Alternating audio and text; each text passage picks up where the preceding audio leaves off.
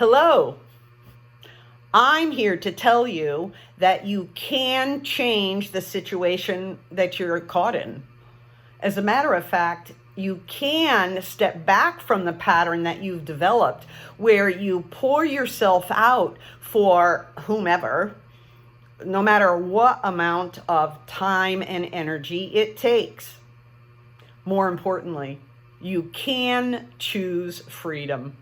I know because I live those dynamics, and here I am walking in freedom. As a matter of fact, my clients are experiencing the same thing. Let me explain. Somehow or other, we women have come to the conclusion that being in difficult situations is just part of being a woman. That's our life. And that pouring ourselves out is the right response. Yes, especially for us women of faith who have somehow or other gained the perspective that that's what Jesus did, and so he expects us to live the same way. But what if that's not correct? What if that's not right? Let's consider for a moment. Yes, Jesus did speak up against hypocrisy, and he also acted against injustice. For example, one example, he spoke up to the Pharisees when he said 7 times in a row, "Woe to you who," such and such. And when he went into the temple where the money changers were plying their trade, he tipped over those tables and drove animals out with a whip.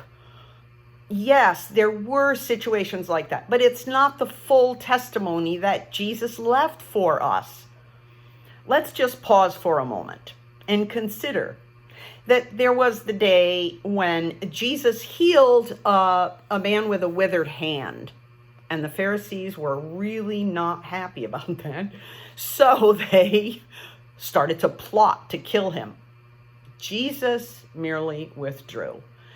This is the same man who, as a youngster, early teen, he was in the synagogue learning and discussing these things, shall we say, debating with the leaders.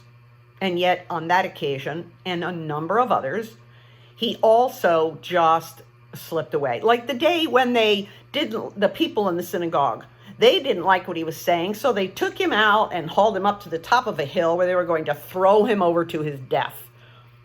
And he slipped away through the crowd.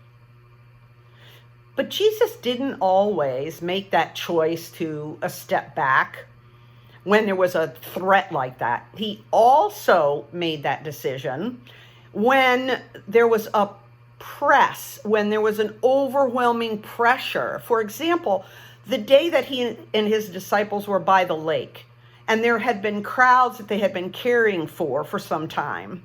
And he turned to them and said, "Come, let us get in a boat and go to the other side." It was time to get away from the overwhelm. And he even took time on his own, where he left the disciples behind and went off alone to really bathe himself in his relationship with his Father. Look, he made those choices. That's what he left for us. We can make choices like that too. What's the best way to go about it to make those changes? Well, first of all, check out what's going on inside. What are those faulty conclusions or attitudes or beliefs we have in there? Do we make ourselves more valuable to God by doing so much stuff? And then taking time with the Father, with the Son, with Holy Spirit, to bring those to them, replace the faulty views with healthy biblical truth, and apply that to our lives. Easy?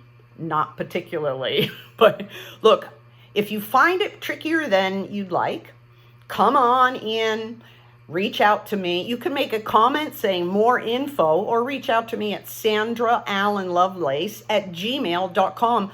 I've been on this journey for some time, and I'd be happy to take your hand and show you the way.